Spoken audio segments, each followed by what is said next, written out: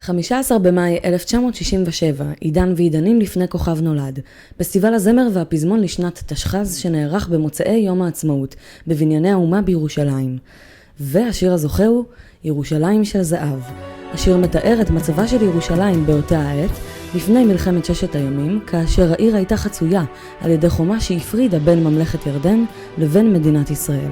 המלחמה החלה במכה מקדימה ישראלית על חיל האוויר המצרי. במהלך המלחמה כבשה מדינת ישראל שטחים נרחבים בסיני, רצועת עזה, רמת הגולן, יהודה ושומרון ומזרח ירושלים.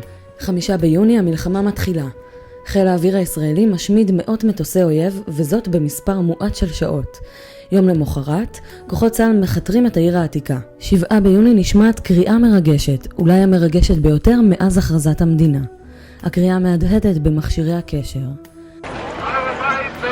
הר הבית בידינו.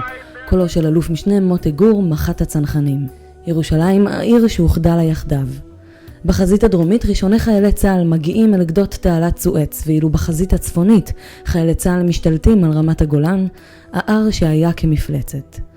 הביטי למעלה ביתי, אל ההר, ההר שהיה כמפלצת. עוד יש תותחים ילדתי על ההר, אך הם מאיימים על דמשק. ובחזרה לשיר ירושלים של זהב. הרי עד לפני 3 שבועות היה זה שיר נוסטלגיה וגעגועים.